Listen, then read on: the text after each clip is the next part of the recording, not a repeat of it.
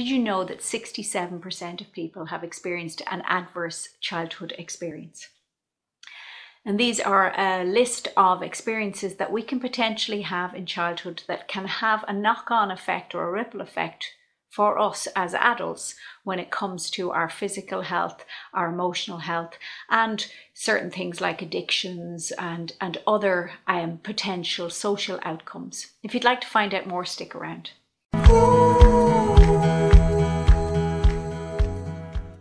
Hello, my name is Elfreda Vaughan of Metta-morphics, and this video series is for people who've had some experiences in their life that have been challenging, maybe have experienced trauma, and they often wonder if they're doing okay. And as I always say to all my clients, under the circumstances, you're totally freaking normal. This video is about adverse childhood experiences. Now, this is a one that's quite close to my heart because my score in the adverse childhood experience is 8 out of 10.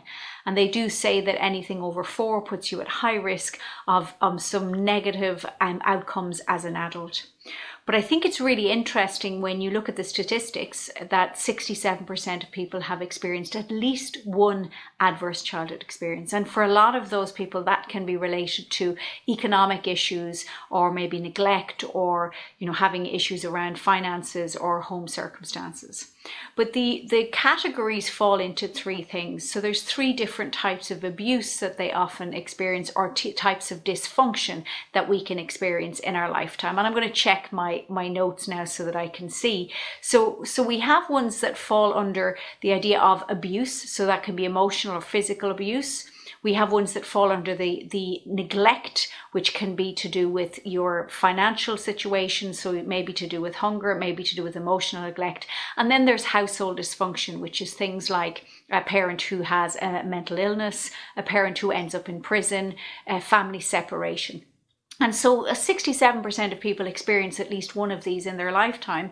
And that means that can have a knock-on effect for them as an adult. Now, when it was originally done by Kaiser Permanente, it was done with the intention of figuring out what the outcomes were as regards health and certain social outcomes. So people who have a score of more than 4 is more likely to have heart disease. They're more likely to maybe smoke. They're often prone to addictions. They're more likely to have issues with alcoholism, with drug addiction, or possibly end up in prison.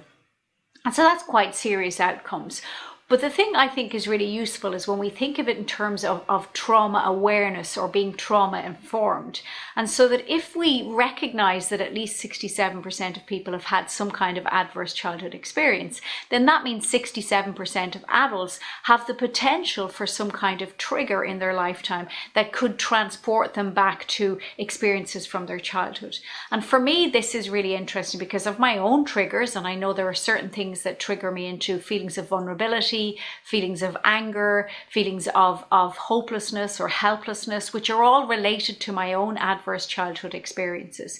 But when we think in terms of the people we deal with in our life, we have to recognize that everybody in some way could be experiencing some kind of trauma. A lot of people obviously experience childhood trauma, but people then experience adult trauma as well. And these traumas have a knock-on effect for how we interact with people in the world. So when somebody seems irrational or when they seem to be overly emotional for the situation that they're in, that may be because that is a trauma trigger. If somebody has difficulty expressing their emotions, that may also be a trauma trigger.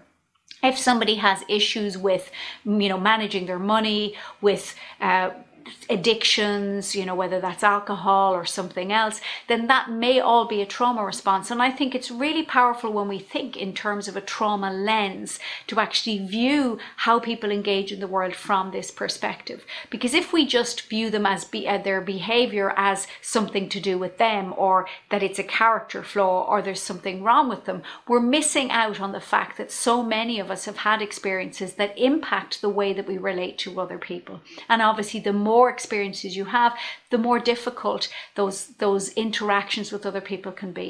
I know, as I've said, I have an adverse childhood experience score of 8 out of 10. And I know myself, I've had to do an awful lot of work to be able to manage things like my own feelings of toxic shame, to be able to manage the way that I relate to other people. I also know that this is one of the reasons that I would have been a late developer in lots of ways. So there are many things that people often do in their life when they're much younger, but for me happened a little bit later. Certainly one would be, the age that I got married. And so, having childhood experiences, adverse childhood experiences, has a physiological, an emotional and a mental impact, and can actually have an impact on the brain. Now, thankfully, because of neuroplasticity, we know that those brain changes can be repaired or can be changed. But that doesn't stop the fact that those initial problems can have an impact on us. So for things like complex post-traumatic stress disorder and other physical health issues. I know myself, I have physical health issues that are directly related to my experience of trauma. So if you'd like to know your score, there are many, many online resources that will tell you that your score, your ACE score, so you can identify what that score is for yourself. If you feel then you need support in handling your emotions, then absolutely reach out to somebody, and recognizing that rather than thinking there's something wrong with you or that there's a flaw in you because you can't do things or you do things differently, realize that many of these things are actually protective responses that we have to help us to actually function in the world. So if you're ever in doubt about how you are, how you show up in the world, remind yourself that whatever you've experienced in life has contributed to that. If you'd like to get in touch with me about my coaching, or if you would like to communicate with me about your own adverse childhood experiences or have a conversation with me about how to access resources, then please get in touch. My link to my website is below. Or if you'd like to subscribe to my channel to watch more of my videos, I would be really, really happy if you do that. But please get in touch. I'm more than happy to answer your questions. And if you would like to work with me as your coach, then you can book a free 30-minute session via my website so that we can have a conversation about that. And remember, under the circumstances, you're totally freaking normal.